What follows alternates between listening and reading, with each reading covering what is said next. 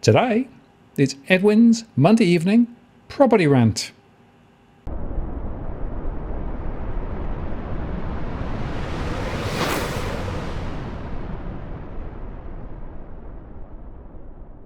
Hello again, this is Martin North from Digital Finance Analytics, where I just post covering finance and property news. It's another Monday evening. Boy, they come around quick, and Edwin's back for another evening rant. Hi, Edwin. How are you doing? Well, I'm doing a lot better. Last night was windy and cold and miserable and blowing a gale, thundering and all sorts of things. Chickens were scared. Dusty never went under the bed. Prince, I don't know where he went. And then he was blowing, and then this morning was cold. I actually had a jumper on, and by 10 o'clock I was sweating. Yes, well, we've had some slightly weird weather. We had very, very warm weather for the last 3 weeks. In fact, no rain. I mean, it's sort of November time, so we don't expect quite a lot of rain. And all of a sudden, there's a bit of an Arctic blast coming. So they're talking about snow and things here. So the weather is all over the place. But you could also argue that everything else is all over the place. We're in a weird, weird world, aren't we? Oh, look, we are, and that's why we've got to make auctions great again, Martin. I mean, I know the government's really trying, the banks are really trying to make auctions great again, and is it make auctions great again, or is it make our vote great again? Because I hear that one third of wages are paid to government employees, something along those lines. So there's all sorts of reports coming out. So who knows, mate? I think we need a dodge in this part of the world as well. So I might put a call out to Elon, Elon to see if we can get something established that he talk to Dutton, and we'll see what happens. I don't know whether Dutton's any better anyway. Well, that's an interesting observation. Just a couple of sort of contextual things. Did you see this? There's an interesting thing that's come down today. Basically, cash is now being guaranteed accessible.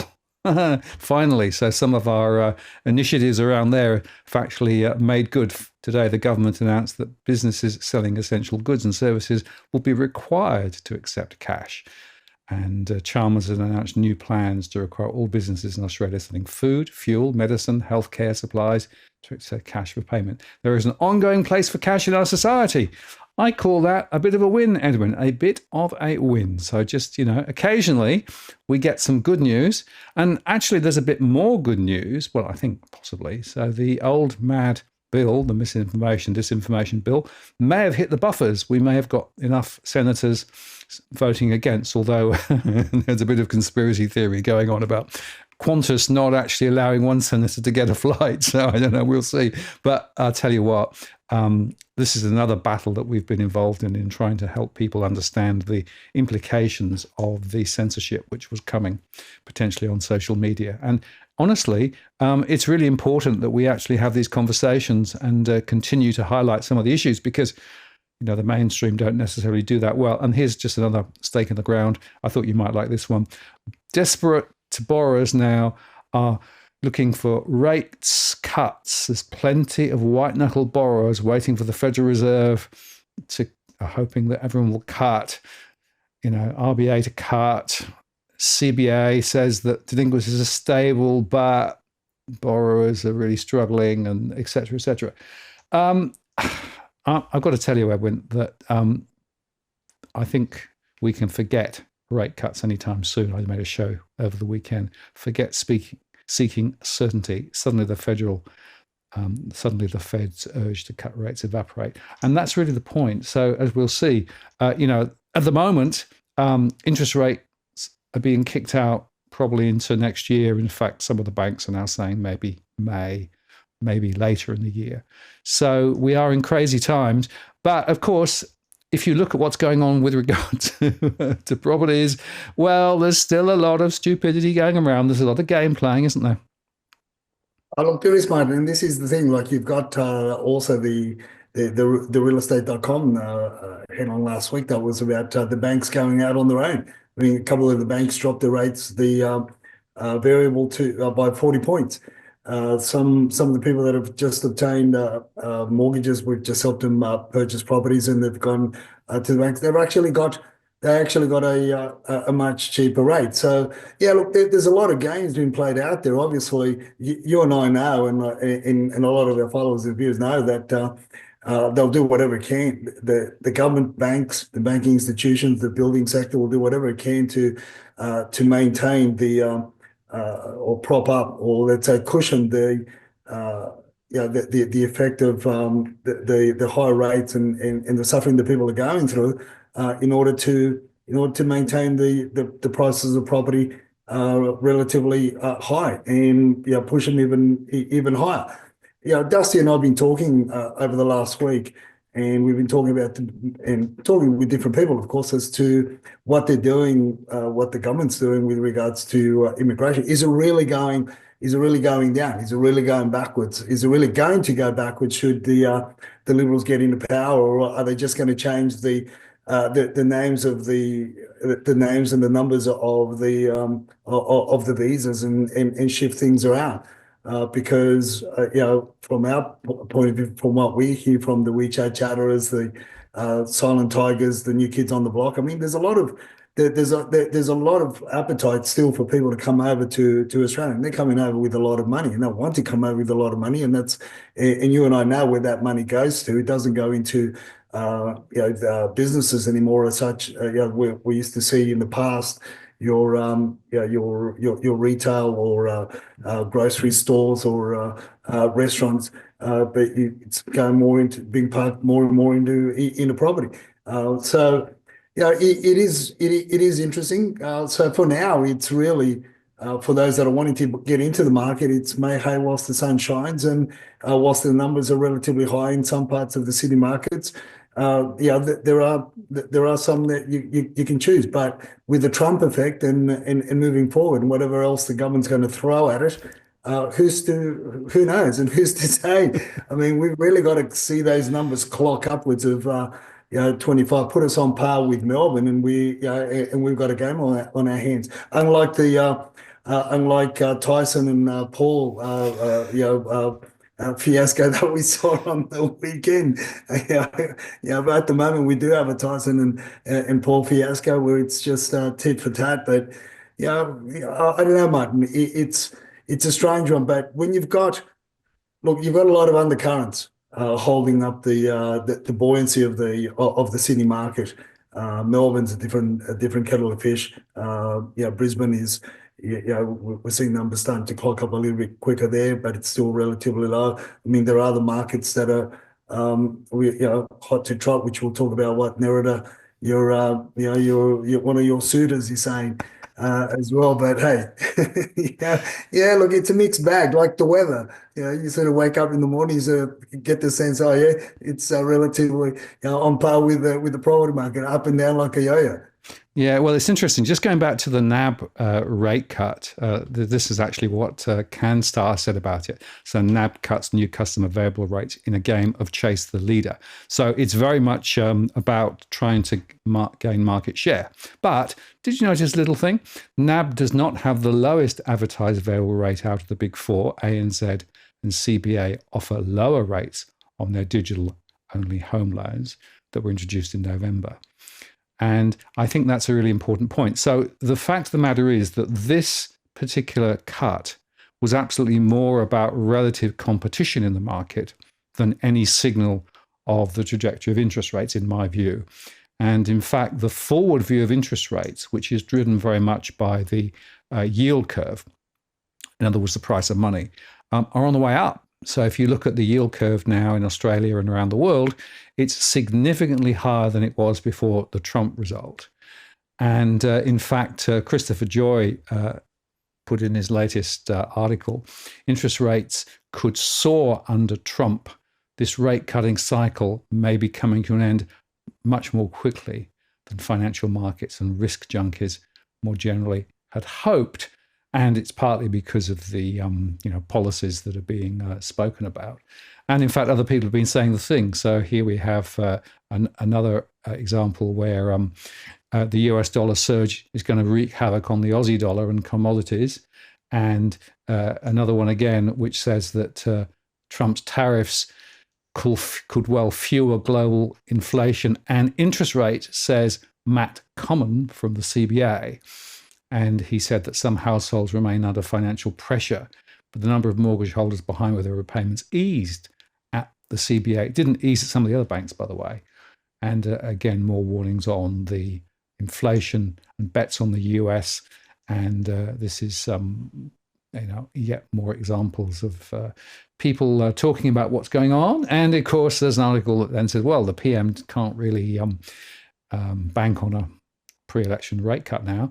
National Australia Bank pushed its first forecast to May, and that's following the release of the jobs figures, which were quite a lot stronger, and the hopes fade for rate cuts before the polls. So, it's quite interesting seeing all of that. So that's the sort of the one side of the story. And everything that I'm seeing is suggesting that we're going to be in a higher interest rate for longer environment. We may have missed the boat on any potential rate cuts for people. So that's the first side of the equation. But even although, NAB is now saying May, it's quite a significant shift, and May, of course, could well be after the election.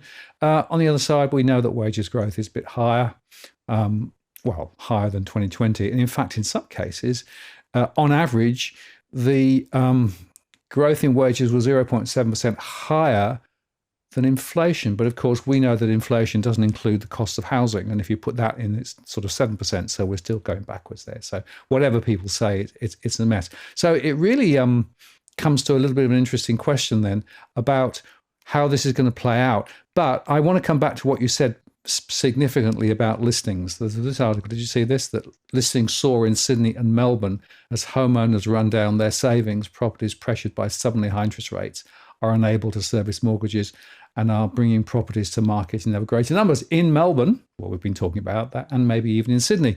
So, question is that the full story? Because I think your first post here that you sent me was quite interesting about playing the stupid games. In Sydney, we are still playing absolutely stupid games, aren't we? Yeah, we are. Look, we are, Martin. And this is the interesting thing. Like, a lot of the properties that have come on the market in many parts of Sydney, where we've been looking at for clients, we've noticed that a lot of these properties aren't from people that are under stress.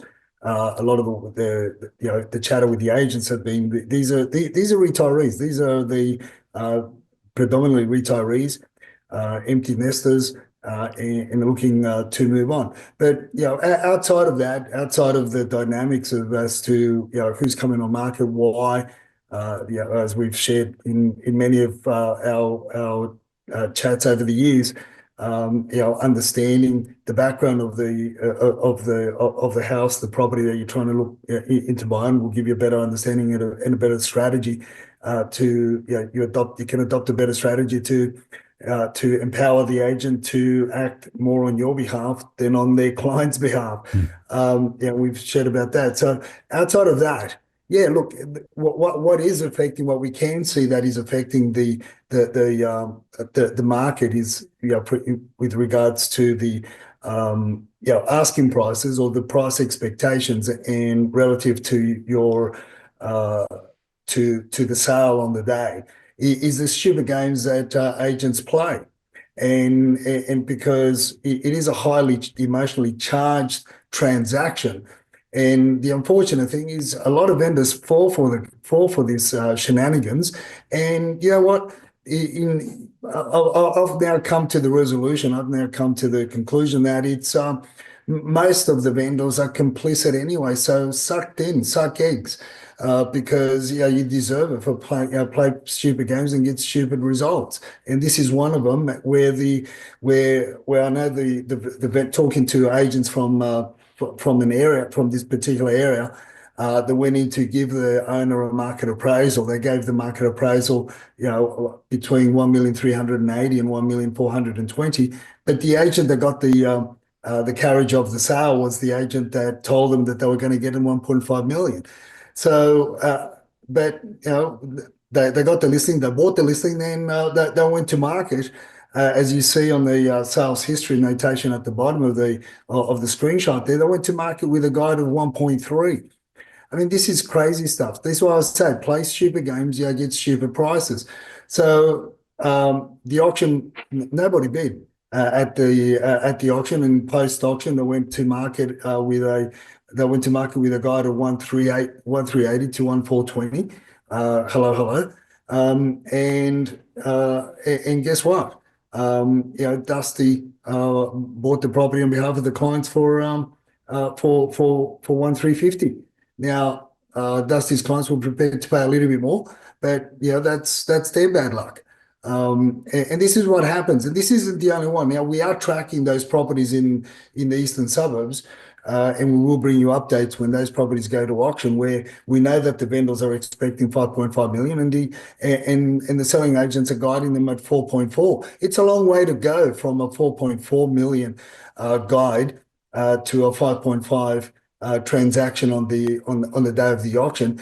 More to the point, when the main articles or the mainstream media articles and headlines are that properties are struggling on market, there's more listings on market, and that is the narrative that is spelled out. That's the narrative that many are hearing. So people are saying that go to the auctions that are interested in the properties are saying, hold on a minute, if the guide's 4.4, I'm going to sit between 4.4 and maybe 4.8, but it's not the vendor's expectations, nor is it what the agent had told vendors, and their cases, like again in the eastern suburbs, there's another one that we're following very closely, paying attention very closely to, and that is a brand new duplex. The vendors are expecting 5.8. The current guide is 4.8. And this is the shenanigans and the stupid games that people that agents and unfortunately vendors get hoodwinked into going along with. But you know what? At the end of the day, Martin, bad luck. As Dusty says, bad luck from that point of view. And if you're a buyer, you're one of the followers of, and you wanted to go and negotiate, this is a good time to negotiate hard and try to take it out before the auction, because right now vendors are sitting in the lounge rooms with the panic blankets, sucking on the panic blankets or the panic dummies, whatever the agents have given them. And the next screenshot that I sent you there, Martin, is a screenshot of 37 auctions. Where one of our contacts in the eastern suburbs is keeping a track of, and look at the results. It's absolutely flabbergasting. Yeah, that's really interesting. So essentially, out of 37 auctions, 26 were cancelled or postponed or passed in. That was a 29% clearance rate for the East. And we've been saying this for some time, Edwin, that actually the auction route may not be the most effective route at the moment to make it work.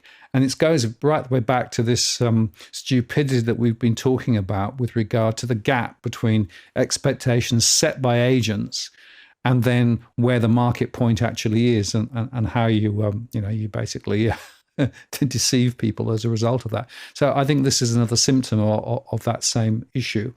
And interesting, I was talking to someone the other day who's been looking at property in the Sydney area, been to a few auctions, and was just amazed at just how little action there was. Not only those that were actually not ever run, but also when they were run, there were no bids. Yeah, which is crazy. This is the whole thing. This is where it's beyond me how agents. But but we just go back to the point that I've raised for over 1.5 decades, and that is that most selling agents, the majority of selling agents, not all, but the majority of selling agents, more particularly the ones that push auctions for every single sale. They're interested in collecting a quicker commission than they are in getting the best result for the client. And point taken, look, even before, when I was a selling agent myself, and took over auction campaigns from other agents, from other agencies, and we went to a private treaty campaign, and we gave the property its the due tenure, allowing people to fall in love with the property, spend time in the property, and do the open houses where people can actually feel welcome and spend a fair bit of time outside of the busy hours that you mainly see on the Saturdays. or even on a on a weekday on a one evening for half an hour where there's a lot when there's a lot of traffic. But when you give it the right time, when you give it the right approach, you get the right results. Providing the vendor is going to be working with you, and most of the time they will work with you anyway, because at the end of the day they want that better result. But the other thing that snapshot shows you, Martin, is that the high end markets, you could say the eastern suburbs being one of them, the lower North Shore, and parts of the North Shore being another other markets is what narrator calls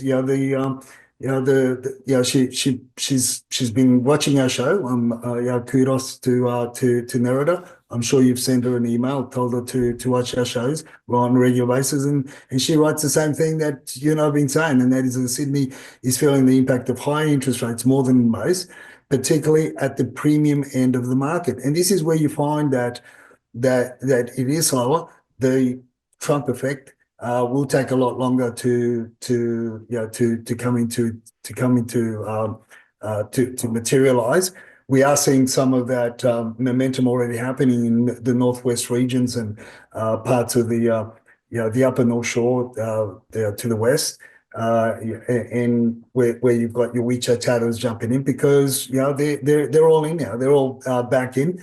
And whilst they've been sitting on the sideline, there's been a lot of people, and the people. Let's face it. There's the Kryptonians have made a shitload of money with crypto and Bitcoin in the last few weeks, as well as there've been others that have made a lot of money in stocks. And from what I'm hearing from some of the Kryptonians, some of the people that have been sitting on the sideline that have made that money, well, they feel now is the time to move back into the markets that they've been looking into for property. And at the end of the day, as I say, the desperate housewives won't let them hold out much longer either, Martin. So that money's got to be parked. It's not going back into crypto land, and it's not going back into stocks. And some may even be holding gold. Silver hasn't done much,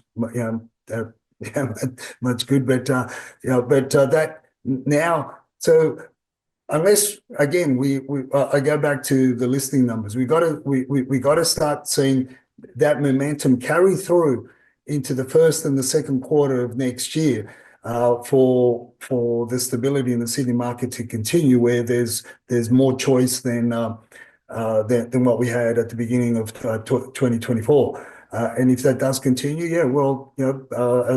it's a given. People are going to have a bit more choice, and they're going to get better deals. But also, caveat emptor, buyer beware, because as you so rightly say, been saying for a little while, be careful, because it's the lemons that are coming out, and it's the pigs with a bit of lipstick that are coming out, to parade the streets.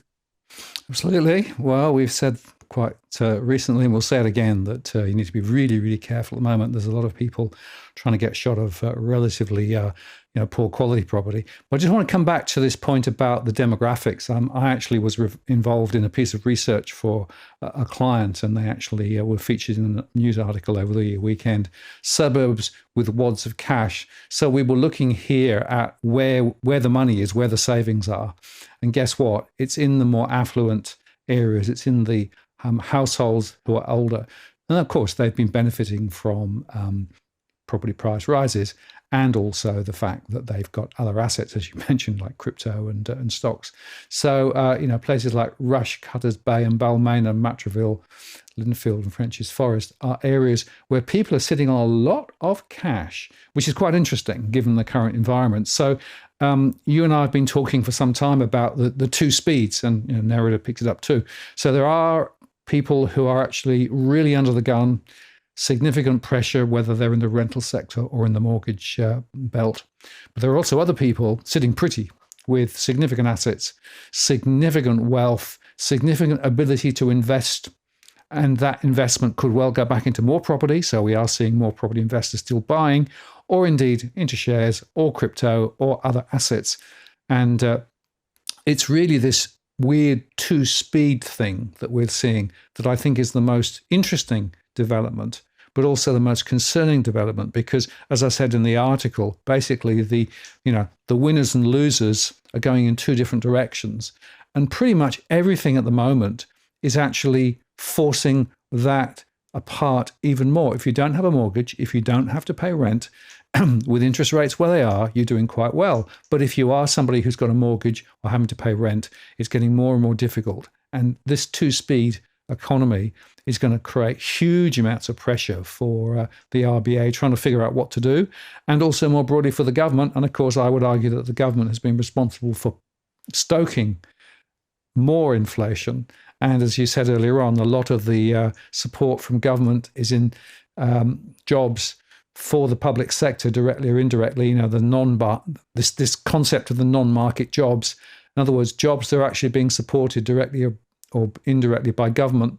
And I think that's really important, given the current story, insofar that we know, as a result of this, the private sector, people working who used to be the dynamo of growth and productivity, are being squeezed. And so we've got this economy that's stagnating more and more government spending, more jobs for the public sector. And they're perfectly acceptable jobs in the healthcare and what have you, but they're not productive jobs in a way that some of the others are. So this is why we've got this big economic crush going on at the moment. Oh, and by the way, another little interesting piece of information that came out was this, that the tax cuts which happened will be erased relatively soon, by the end of the decade, because so far personal income tax is again providing additional revenue through bracket creep, and also that's required to fund the increasing demand on government, this time the NDIS. And so the fact of the matter is that, like it or not, we've got this huge pressure on public sector spending, but it's inflationary and it's driving things in the wrong direction. The RBA has spoken about that for some time. So for my mind, this is a really critical point we're at. And the thing that's changed in the last couple of weeks is this trajectory of interest rates, because, of course, people were expecting rate cuts quite early next year. But because of Trump and because of the other things that have flown on from there, those are going to be later. So it's going to be really interesting to see how this plays out. But I come back to our main point. There are people with cash, an appetite to buy property. There are people struggling and probably will have to sell their property. And so you've got potential buyers, potential sellers. You put them together, and the chances are that there will still be momentum in the property market, particularly in Sydney. Yeah, and this is where, again, where Nerida says while more affordable properties are still seeing decent growth. The luxury market has naturally softened, which is what we've been saying. All I ask you, Martin, is that in future, when Nerida starts quoting stuff like that, taking it directly from what we've been saying on the show, she should note according to the Monday property rants on BFA. Please send her that memo. Well, we're ahead of the curve. We're ahead of the curve. We've been ahead of the curve for years, Edwin. That's our problem. But no. I mean, presumably, they check us out on Monday and then write it the following week, right? That's the way it works, isn't it? But the other thing that the people have to be very, very careful at the moment, Martin, is from our conversations with the silent tigers of late. This is where remember when we spoke about how the silent tigers have been buying properties in parts of the main capital cities of India, and they were buying them off the plan on 2021, 2022. Well, guess what? Those properties are now coming to completion, and they're coming to settlement. Now, they bought those properties for between 400,000 to 600,000 off the plan for 2 and 3 bedroom apartments in the first tier cities of India, and now they're being offered. Wait for it. Hope you sit now and hold on to your toupee, Martin. They're being offered upwards of $1.2 to $1.5 million for properties that they bought off the plan for $400,000 to $600,000. Now, that money or those properties that got bought off the plan, a lot of them were bought off the plan by PR holders here, Indian families here, the silent tigers here, bought back home with the interest of having them at holiday homes or whatever. But the temptation is too high because they didn't know that the market was going to be so so high, and it was going to go to that extent. And secondly, they want to upgrade, and as you said, they also have this appetite to buy investment properties, and that money is going to come back to Australia. Yeah, they'll pay the taxes along the way. Some of it will come in, in different means, but most of it will come in. It'll be taxable, but it's better than keeping it there. The other thing also is, Martin, that the first generation, children that they're basically growing up here, first and second generation, they don't want to go back to, they don't want to go to India and live there and spend part of their life there. It's good, a visit's more than enough. They're Indian Aussies or Aussie Indians, whichever way you want to call them, but they're not interested. So what they're doing is going to bring that money, and this is where this is where our followers and followers of the show need to pay very, very close attention, because there are markets, more to the point, around the Blacktown LGA that are going to continue to surge, and these are the markets where the affordable homes, where you would expect your first-home buyers to jump in, but for the government's stupid policies have just absolutely kneecapped the first-home buyers in reality, because those markets have just shot up and they've become untouchable for a lot of the first-home buyers that could enter in those areas. But investors will continue to enter in there, because they've got to put that money somewhere. They'll either use it to upgrade where they're currently living, renovate, upsize, or buy investment properties. Now, that's the silent tigers. Then Dusty and Evan were talking to Vietnamese Chinese conveyancers over the last week. And this is another interesting point as well. And again, you heard it first on DFA. And we've now started to see, or they're starting to, the conveyancers, this is a conveyancing firm, they've got 2 or 3 conveyancers. They're starting to get clients come in where they've got family and friends that have got PR here in Australia, and they are actually, from face value conversation, from what I'm told, it's not that hard to get the money into Australia from Vietnam. And again, obviously, following the right protocols. But one particular individual, right, a lady that sold the land to a company who wanted to set up a factory there in Vietnam, sold the farmland, just became an instant millionaire basically, and came over, and she's buying four apartments in one complex. I mean, that's crazy in itself, but because they don't know any better. All they know is to come over. They don't want to leave all their money in Vietnam. Obviously, it's a communist regime as well. So they don't feel comfortable leaving it there. So some of it's going to come here. Now, this is where what we've been talking about, the new kids on the block. And this is now where, although we've talked about it in the past, we've heard rumours, we've talked to agents where the very wealthy individuals have been buying properties around the Hunters Hill, Gladesville, Canada Bay areas. But now we've got your middle class individuals coming over and buying 2-bedroom apartments in your Liverpools, Fairfields, Parramatta's, and that's just one. So one. They were doing the conveyance for one party that bought 4 units, and another party that bought 2 units in different complexes. But this is the you could say it's a watch this space moment, because again, this is where the government, our government, isn't up to is not so much isn't up to speed. I would be more precise and say they don't really want to shut the doors on that money coming in to buy property, and more so the apartment market, because they need developers and builders to continue to build apartments, because as far as they're concerned, that is the future of for to the future of providing more housing quicker, to fulfill the never-ending promises that they're going to house every Australian or Aussie family before 2030. Well, we know that their aspiration of 1.2 million homes is highly unlikely to be met for all sorts of reasons. And as you said earlier on, the problem is that the migration story, there's a words and figures differ here, right? So people are talking about clamping down on migration, but look at the latest student numbers; they were up again, and the overall migration is leading to high demand for property, which takes us directly to the question of, well, what about trying to actually get a development application in and get some building? And interesting, in this post, you said it's a bit like a game of snakes and ladders. 13 planning agencies, most placing conflicting conditions on development applications. It's ridiculous.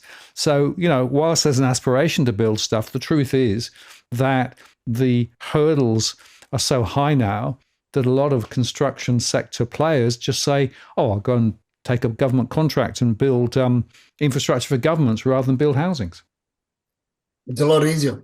It's a lot easier. It's money in the bank, and you can charge premium for variations.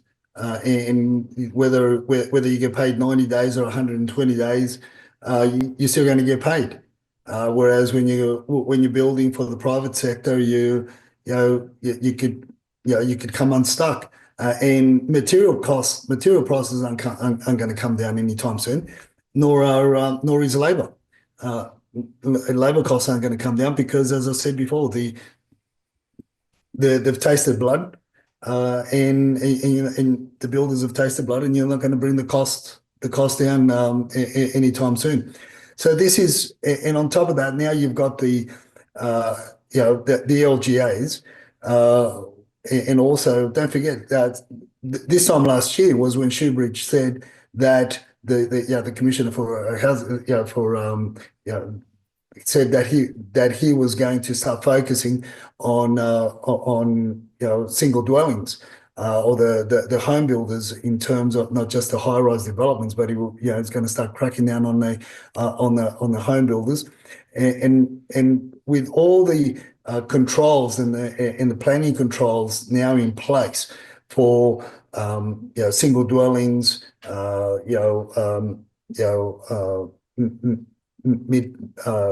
mid-sized developments to high-rise developments. You've got you can add and add another $20,000 on top of your council contributions per lot, in order to get the specialist reports, and that's on average. So for a single home, it could cost you upwards of $35,000 to get the new specialist reports, and those reports are the ones that are conflicting, and that's what Channel 9 News bought out, which is ridiculous. I mean, one wants to save the green frog, the other one wants to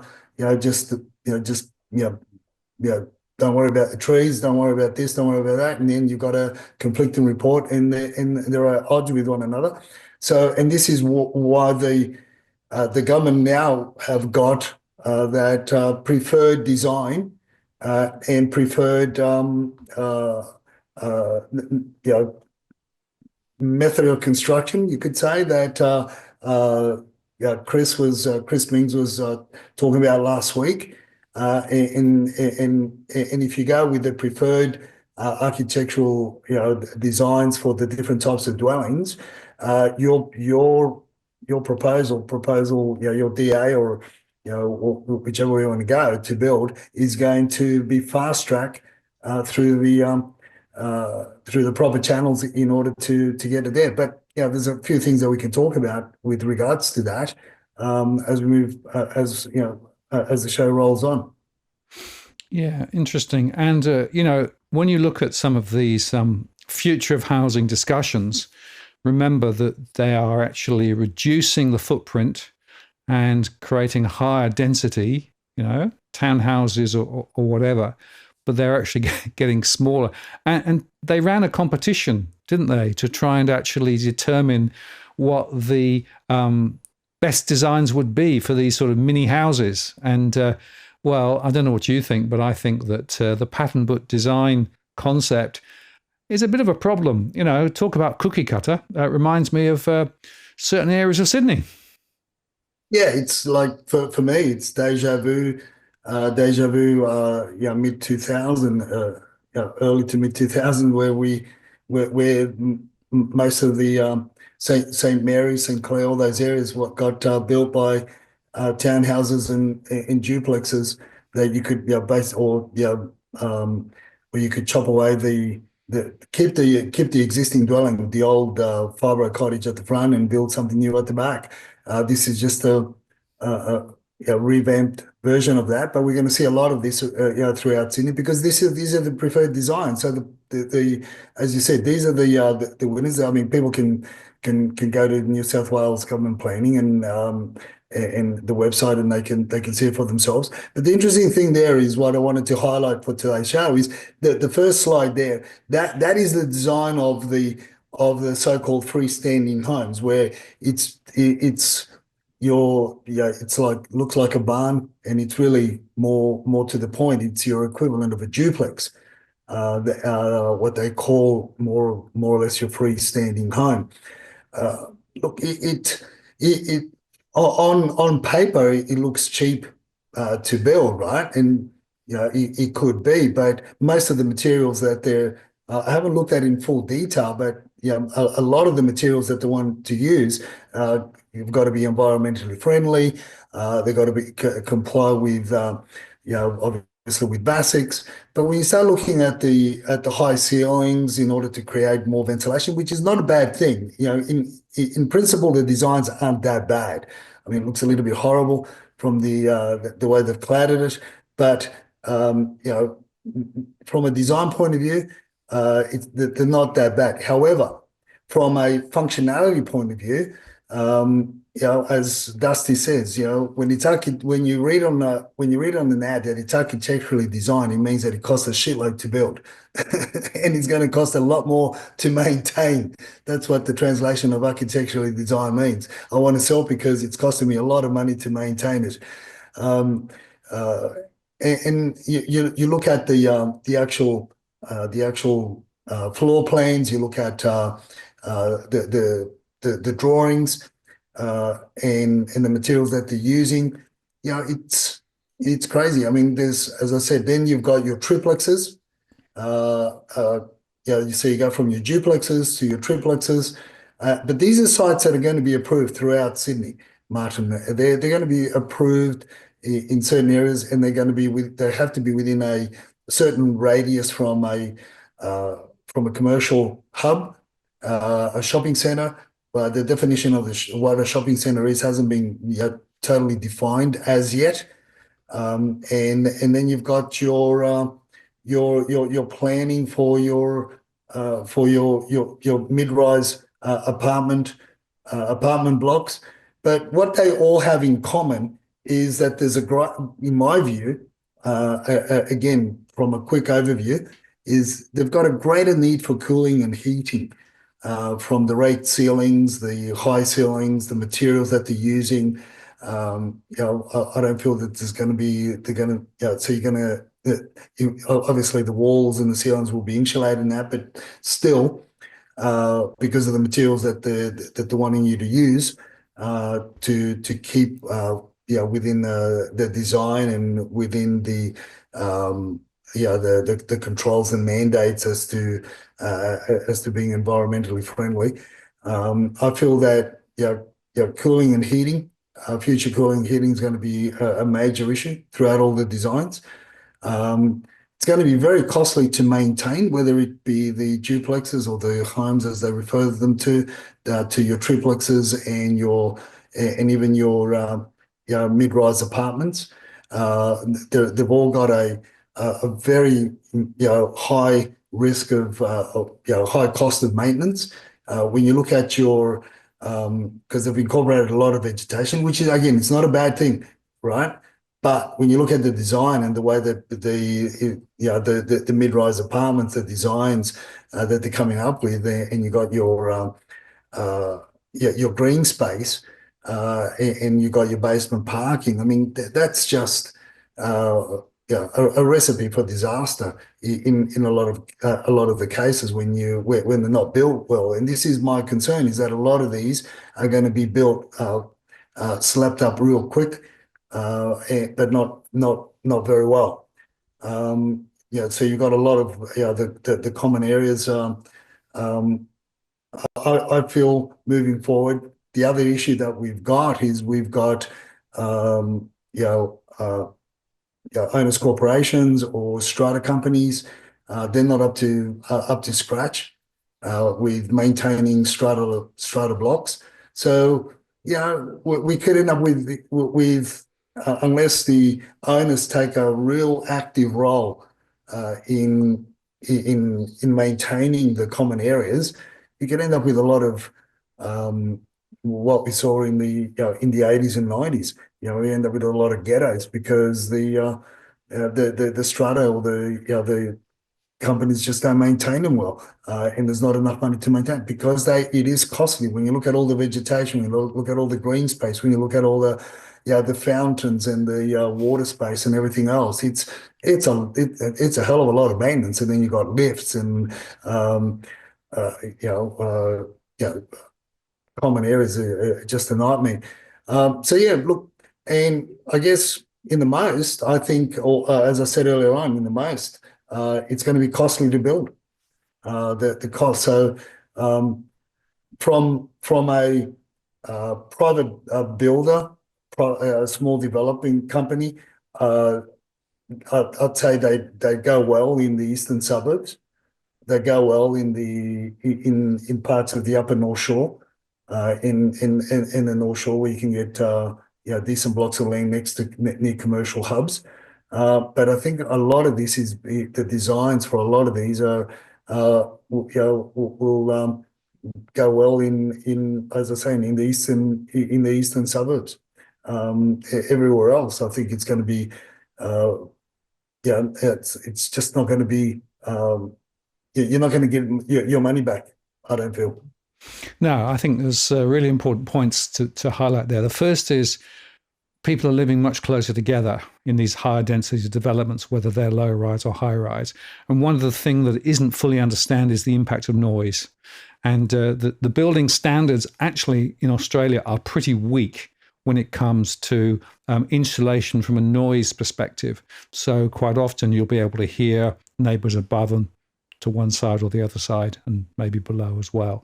So I think, noise is something that people haven't thought through. The second is the quality of construction is going to be poor, like us or not, because they're going to be pricing down to a price point and they're going to be using the cheapest materials that they can because we've said already that the cost of materials are rising and that the margins are relatively small. Now that's going to put a huge amount of maintenance pressure on the properties later. So they might look okay on the first day or two or week or two or month or two. But I noticed a lot of sheeting, a lot of bonded steel and those sorts of things, and particularly steel sheeting. Now over time, that is going to have a relatively short life relative to the more traditional brick construction. And so more costs. And all of these are going to have an owner's corporation who has responsibility for maintaining the blocks, and the particular people living in the particular unit will be required to pay. So not only do you have the entry price on day one, whatever that is, but you've got to think about the running costs and the ever escalating owner's corporation costs as the maintenance costs run up over the years. And that's something else that I don't think people have factored into this. So you might be building down to a price on day one to try and make it affordable, but the ongoing costs are going to be higher. And those ongoing costs will include, of course, as you say, cooling or heating, because, of course, a lot of these will require not just passive cooling, but also active cooling. So air conditioning, that is going to be actually driven by electricity. Electricity prices are very high. So by definition, your running costs will be quite high as well. So when you're thinking about buying these properties, do your due diligence on who's building it, what materials are they using, etc.? Have they got experience? But also think about the ongoing running costs of the place that you are buying, because those ongoing running costs are the things that quite often get people into trouble, not necessarily in the first year, but certainly in my one-to-one conversations, year 2, year 3, year 4, year 5. And a number of people, particularly with investment properties, are looking to sell their investment properties simply because they can't escalate the rents sufficient to cover the additional costs of all the things that they've now got to pay for, the bigger strata fees and the higher energy and other bits and pieces that are going on there. So it's a nightmare. And I don't think people are actually thinking about this holistically, Edwin, when they come to thinking about buying. And I'm not sure that the council and even the state is also really understanding the traffic disaster they're going to create by doing what they're doing. No, they don't. They really don't understand. And apart from the infrastructure issues that we're going to have in a lot of the areas where they're going to be favourable, where they can be, you can build, and the cost to build is going to obviously justify the sale at the other end. I mean, whilst you were talking, I was also thinking another area where some of these duplexes and triplexes will still look funky. And funky and spunky is in the in the Shire. Yep. They'll look great along the coastline because they use a lot of glass. Where's the glass going to come from? This is where the government hasn't thought it through. As we say, it looks great on paper. It looks great on an A4 sheet or an A3 sheet or an A1 sheet. On planning sheets and on glossy brochures. But when you start building the damn things, if you look at the triplex image there, Martin, you've got the glass from their winning design. The glass goes from the floor to the ceiling. I mean, let's say that's a 2.4 height. Look at the amount of glass in the triplex that you've got there. I mean, that's a recipe for spending a lot of money in heating and cooling. Yeah, people say, yeah, but it'll be laminated glass, or it'll be or it'll be this quality glass or that quality glass. Yeah, but it's going to cost a hell of a lot. And then you got cleaning, and if you look at the actual, I mean, obviously because of time and that we have the limited time that we have on the Rant, if they go to the planning portal and you look at the actual design, you look at the rate ceilings that they've got, and you look at some of these rate ceilings, they look to be about 4 meters high. How do you clean the damn things? The last thing you want is daddy long legs or a couple of them coming in and partying on your ceiling and try to clean it down. They'll be no good I mean, I've got a couple of the buildings where we are. They're the 3 meters and 3.2 in the studio, and it's a hell of a fight to wipe down the cobwebs after they've had a long weekend party with all their friends, daddy long legs and all the other and the redbacks. In maintenance. So ongoing costs. But here we are. So as I said, I don't see them being built in a cost-effective manner in areas where they're needed. These are going to be for your premium areas based on the design. I mean, I could be wrong. The architects, there'll be builders, there'll be designers that are watching our show, and they could say, Edwin, you're an idiot. We could build it for a lot less than what you're saying they're going to cost to build. Hey, prove me wrong. Well, we know that building costs are rising. And just one thing on the big ceilings and the big spaces, quite a few of them still use these in-ceiling spotlights. The ones that you actually have to go up and change the bulb. I had some of those in my place at Thurrool, and the lights were nearly 5 meters above the ground, right? So when the bulbs go, they go, don't go that regularly, but when they do go, it is an absolute major expedition to be able to get the tallest step ladder that you can get and climb up right to the top and then wrestle with these little lights and pull them out and change them and put them back in again. I don't think people think through some of these things, and I actually think that the problem with replacing bulbs in very high ceilings is very under recognized, particularly as people get older and find it more difficult to get up on a step ladder and things like that. So you either have to get somebody in to do it, or you just live in the dark when the when the bulbs go wrong. So that's another thing to bear in mind. So what we're saying, I think, Edwin, is whilst it may sound in theory great on paper, and 1.2 million is the objective, the reality on the ground could be rather different. So I think it's worth just underscoring. It took 12 months. Martin, it took 12 months to come up with these bloody designs. So we've been talking about it for 12 months. And as I said to Chris, I was like, pinned him on my tweet, on my post there.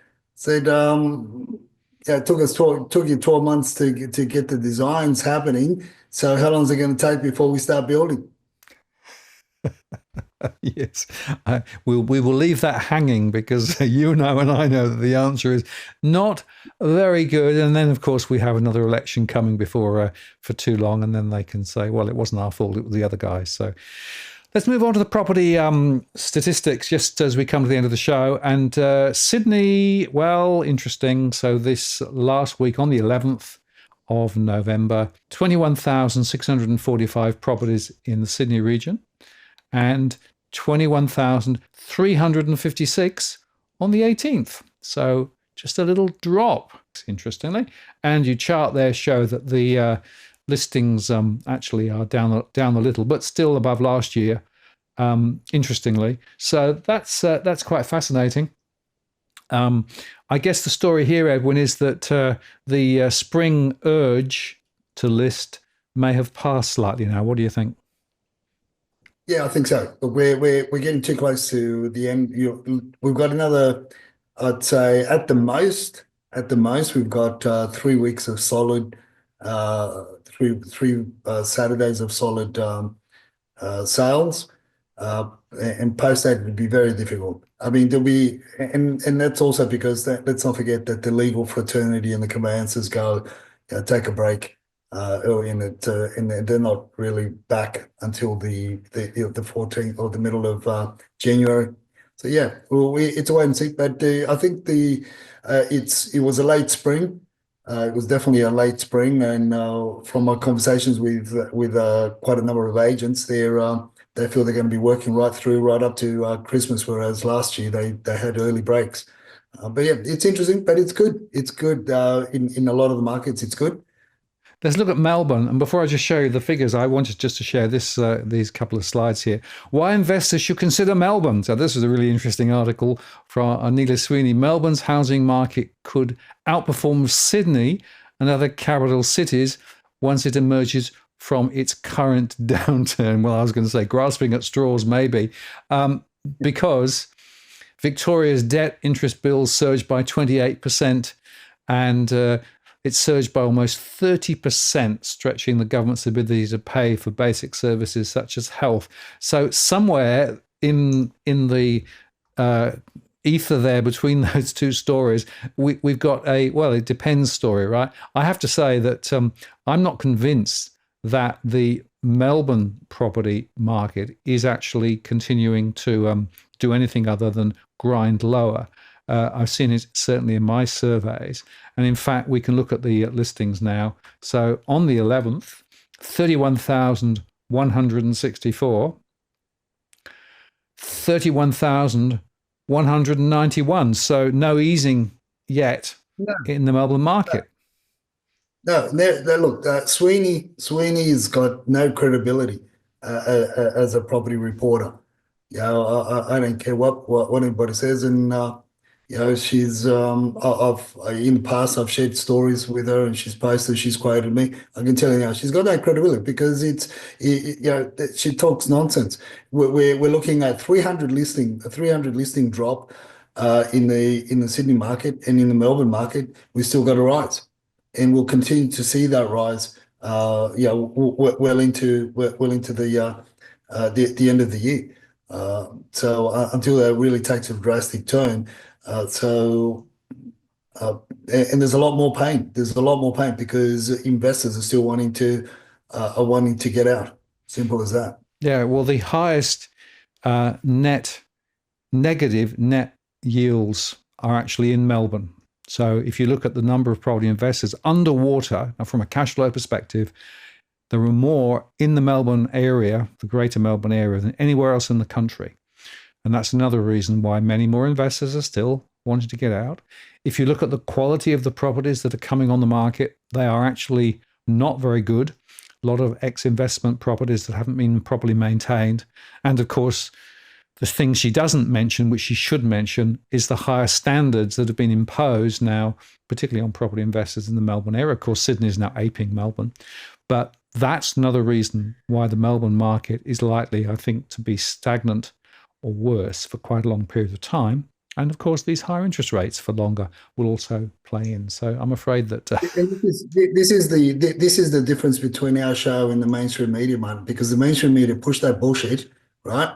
Whereas if our viewers and our followers will know that if you're going to be buying an investment property in Melbourne, it's one of those dogs that are out there.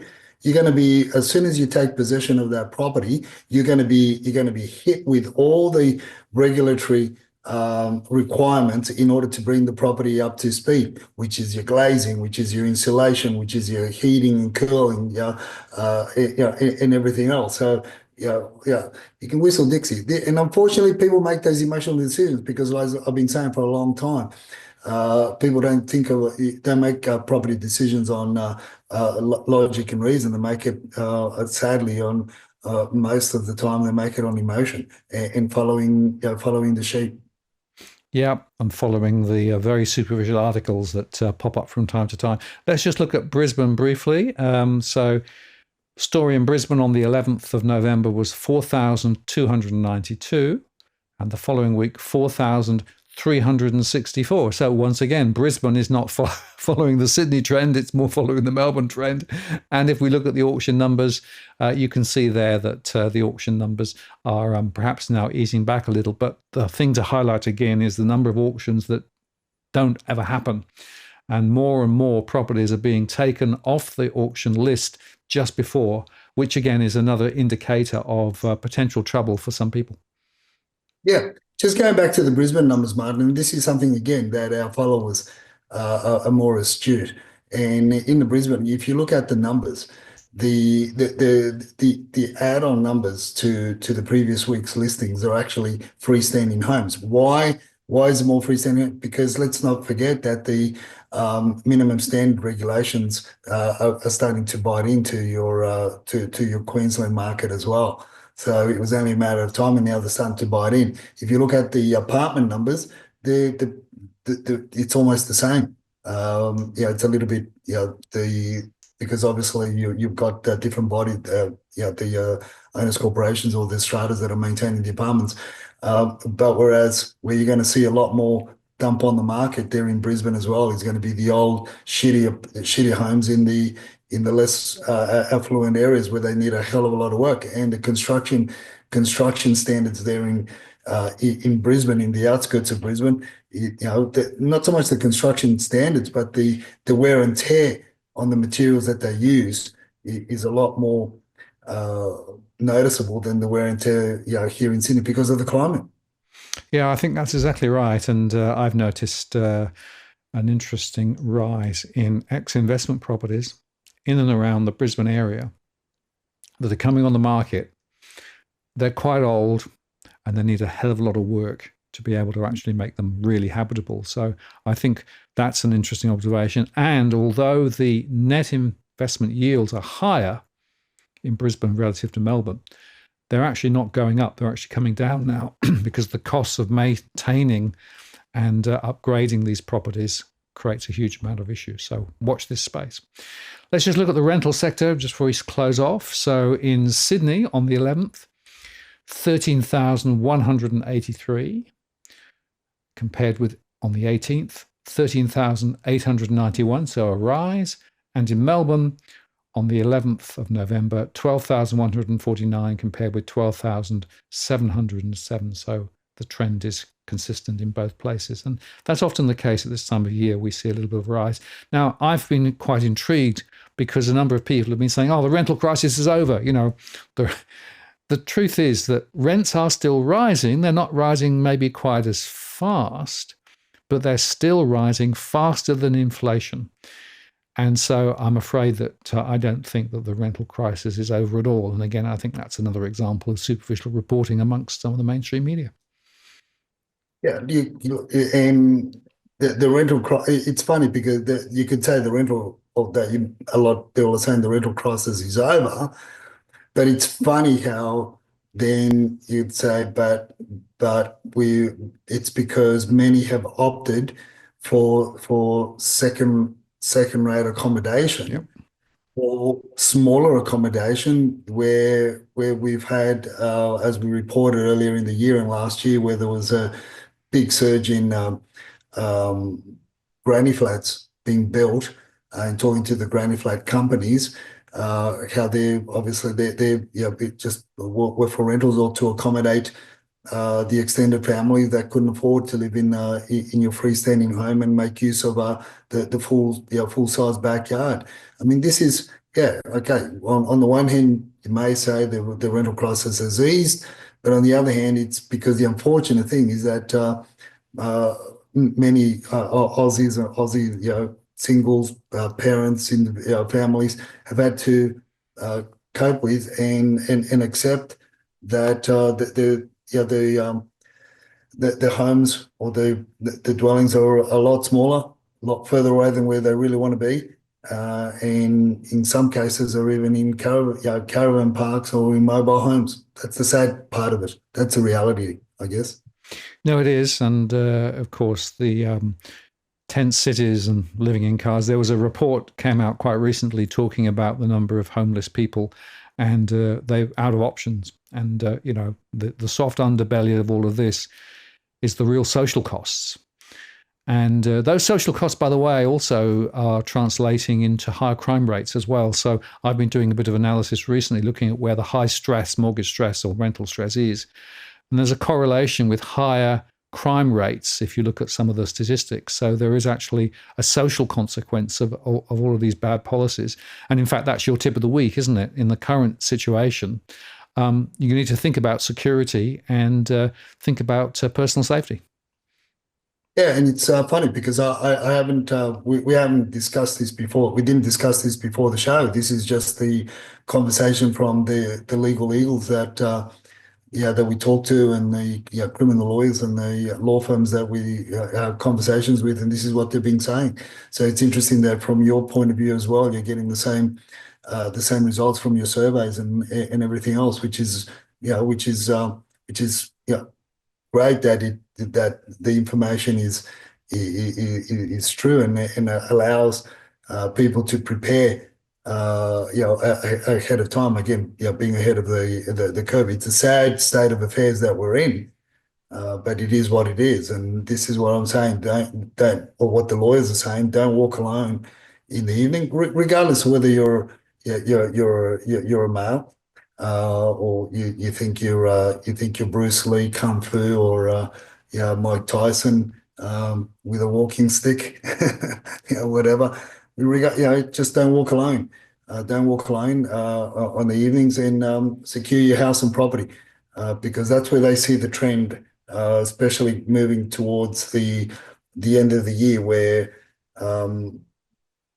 it's going to be one of those things, Martins, that they feel very compelled that people need to start securing the homes a lot better. And watch this space, because insurance companies are going to take that trend on board, and your premiums are going to either escalate, get higher, or stay the same if you tell them that you've got a security system, or if you've got security screens and whatever, triple locks, quadruple locks, whatever you want to have in your house, a moat with crocodiles and sharks, whatever it is. that you want to have, but security is the key, is the tip of the week. Absolutely. And I'm going to give you my tip of the week, which is actually courtesy of Michelle Bullock. She said that Bitcoin has no role in the economy. The Reserve Governor, Michelle Bullock, poured cold water on cryptocurrency, saying it has no role in the Australian economy or payment systems, even as Bitcoin rallies to new highs on the back of Donald Trump's victory in the US presidential election. Of course, he's advocating perhaps using Bitcoin more aggressively. So I thought that was quite interesting. Don't call it an alternative currency, she said. It's not a currency. It's not money. It's being used as some sort of asset class. There you go. Thought for the week from me, tip for the week from me. RBA says Bitcoin isn't no use. You're going to get called out, mate. You're going to get called out by all the cryptos that watch the show. Hey, at least I've got some crypto. Something I've got to go follow it up. I might be rich. Yeah. I can't remember when I bought it, 5 cents. It could be worth $5 by now. Who knows? Yeah, well, check it out. Well, I thought it was interesting because, of course, there are people, including actually myself, who believe that given the way that fiat money works and the devaluation of the dollar, actually property prices are so high, not because property prices are so high, but actually because the value of the dollar's got reduced over the many years. So sometimes maybe Bitcoin is providing a more secure anchor point, but of course that's very anti what the RBA says. So that was quite interesting, and just to give you a little bit of a flavor of what she sees about Bitcoin versus Trump. So there you go. Edwin, thank you very much. Great conversation, great show as always. Look forward to doing it all again next week, and have a great week. Meantime, don't get blown away, and keep away from the storms, and we'll see you next week. Yeah, don't melt. Yeah, look after yourself, man. Take care. Take care. Bye-bye. Bye.